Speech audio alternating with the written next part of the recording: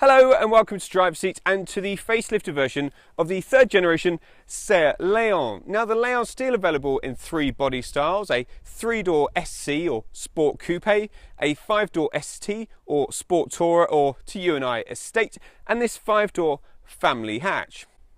Now I can assure you that it has had a facelift, albeit a subtle one. The headlights have been redesigned and now offer LED technology. There's a wider front grille and a new bumper. Very little's changed under the skin. There's a new electronic handbrake on anything other than the entry-level model, and there's a new 1-litre petrol engine. So there's now 6 petrols to choose from and 3 diesels in a combination of 5- and 6-speed manual gearboxes standard and a 7-speed DSG automatic. There's also 6 trim levels, including a new range topping Excellence. And like the front, the changes aren't substantial at the back either. There's redesigned LED taillights and a new bumper. Now prices for the facelifted Leon start at £17,455, and we're testing the 1.4 litre petrol with a 6-speed manual gearbox in this FR trim. This is expected to be the most popular amongst private buyers in the UK. Inside, changes are limited to the electronic handbrake, which frees up space in the middle, new seat upholstery and trims. Also there's an 8-inch infotainment touchscreen, which can now be zoomed through pinch control using your fingers. It's a decent system, it's clear and it's reasonably intuitive, but like all these things, practice makes perfect and you'll become more familiar with it. The new Leon's also packed with new technology, so it's got keyless entry and stop start with this button down here. There's wireless mobile phone charging, adaptive cruise control, city brake system, and a traffic system that will allow you to flow with stop start heavy traffic. In here it's pretty similar as before, which isn't a bad thing. It's not the most beautifully designed interior, but it's really neat, tidy, functional and very classy. This is the FR front sport seat, and it has a pump lever down the side to adjust my height and a rotary dial at the back. There's also a second lever for lumbar support. The bottom seating position leaves me with decent headroom. Steering wheel then adjusts very well for reach and tilt, and this is the flat bottomed FR model. The dials ahead are very clear and nicely styled with a little bit of chrome, and there's a 3.5-inch screen between them with my trip computer information. In the centre I've got automatic climate control, the mobile phone charging, a couple of cup holders and another cubby. Under the central armrest is a rather fussy cubby area, rather than just a big open space. The glove box is actually pretty decent, whilst there's a smallish door bin. In the back there's very good headroom and decent leg and knee room, although footroom is limited under the front seats. The transmission tunnel is narrow but quite tall, however should be able to accommodate 3 people across for shorter journeys. There's no central armrest, but the door does have a decent sized door bin.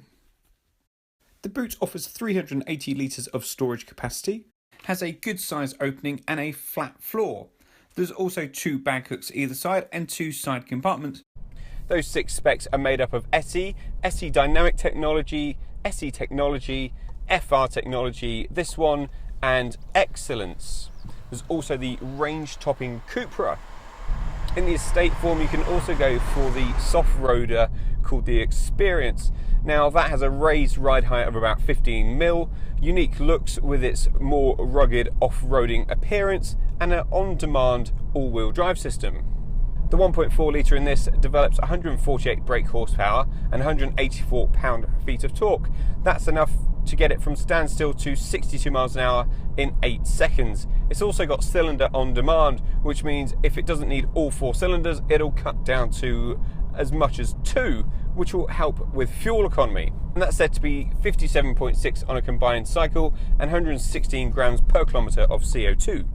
This gearbox feels precise and mechanical, like you're meant to put the gear in there, so 3rd to 4th it really clunks into place. I like that. Combine that with a reasonably weighted clutch and it's easy to swap cogs in here. However, the 7-speed optional DSG gearbox is a delight. It can be a little bit jerky off the line, but once it's on the move it settles down and you'll never notice it changing gear. What it does have is 2 steering wheel mounted paddles which use the dual clutch system to change cogs super quick. Max torque is available from 1500 through to 3,500 revs and max power from 5 to 6,000, and you can really tell it helps this engine just pull smoothly from almost any speed in any gear. It also picks up speed very quickly. It's incredibly usable. The brakes are strong and keep the car extremely stable under emergency braking. The FR comes with SEAT's drive profile settings, which is this little button on the dash. Now that can be specified in Eco, Normal, Sport or Individual. So Eco just makes everything a little bit duller and emphasises fuel saving. Normal is as SEAT have seen to set this up, and Sport just makes everything a little bit more responsive. The throttle's quicker to respond, whilst the steering stiffens up by 7%. The Leon's been my personal preference of family hatch for some time now. That's because of how well it handles. But it handles brilliantly and not at the detriment of ride quality. This thing is comfortable. You can feel there's a firmness, you can feel there's a sporting undertone, but it doesn't shake your bones to bits. It doesn't even feel tough and hard over bigger bumps. It's really, really well judged. Damping's also excellent, so the whole body just sits beautifully on the road. Throw it into some corners and the Leon feels really light and super agile. It's happy to attack a series of bends on a twisting B road and will reward the keener of drivers. The steering's accurate but on the lighter side of life, so it's really good around town and manoeuvring when parking. It is a little light, I would say, when pushing on, but pop the sport mode on and it firms up nicely. Even in damp surfaces, the front wheels have got plenty of grip to get you on the move. The 1.4 litre engine is pretty quiet and refined. Even under hard acceleration, it's quite restrained. It's quite a breezy day today, so there's a little bit of wind noise, but not much at all. I was going faster earlier when it was less windy and there wasn't too much noise. There's a little bit of road roar on uneven, poor surface roads, but generally this is very refined and a super pleasant place to be, and you really can crush long distances in the Leon. The Leon has pretty slim front and side roof pillars which help with visibility. You always feel like you sit quite low and hunkered down in this car, but it doesn't impinge your view forward or to the side.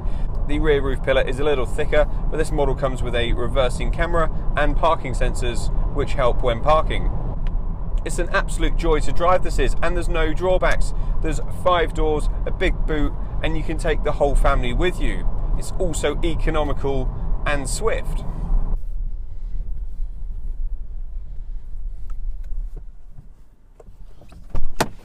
Well, what's not to like about the Leon? The updates keep it fresh and modern with that new technology, but the combination of ride, brilliant handling and a great powerful yet economical petrol engine, for me, keep this right at the top of the class. Thanks for watching. Let us know what you think in the comments section below about the facelifted Leon, and remember to subscribe to the YouTube channel for free.